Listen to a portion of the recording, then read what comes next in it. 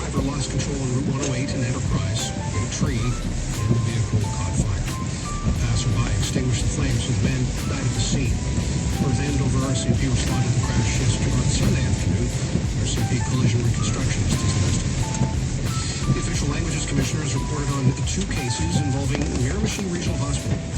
One, Shirley McLean, reports a man died alone in the hospital last September after his unilingual francophone wife and son were unable to get updates from hospital staff in French. McLean says in this case and another troubling case, Horizon Health Network failed to meet its obligations under the province's Official Languages Act.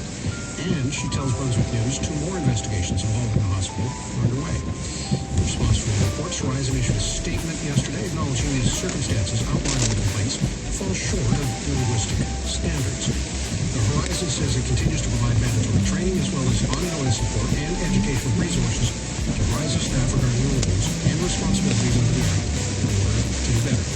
Horizon Vice President Jeff Carter says they'll continue to review the Commissioner's recommendations to identify further steps that could take to strengthen compliance and accountability at Miramichi Regional Hospital and across the organization.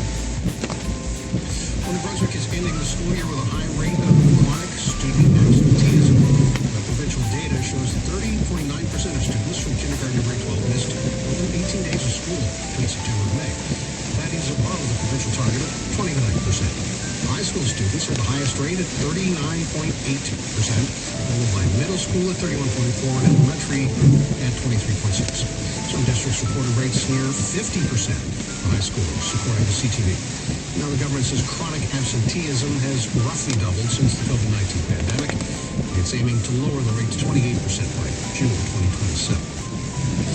The federal government is moving ahead with plans for a new nuclear reactor at Point Lepreau. This despite concerns about costs to ratepayers. The Energy Minister, René Legacy, says nuclear power most assuredly will be part of our future, and that a new plant at the site is the fastest way to expand nuclear generation outside Ontario. The endorsement comes well ahead of the government's own March 2027 timeline for evaluating new nuclear power. NB Power has warned that construction costs could drive up electricity rates. The Federal Natural Resources Minister, Tim Hodgson, says Ottawa will provide financial tools, including loans and tax credits, to help make the project more affordable. The Fredericton Police is expressing condolences after a deadly shooting in Montreal that killed a police officer and a civilian and left another in hospital. Police say it marks the 3rd time in less than 2 weeks a Canadian officer has been killed in the line of duty, including recent cases involving the Ontario Provincial Police and Toronto Police Service. The force has ordered flags at half-mast in honor of the fallen officer. Officials say incidents highlight growing concerns about violence against police and radicalization risks, referencing the 2018 Fredericton shooting. The department says policing agencies across Canada remain united in solidarity and public safety efforts.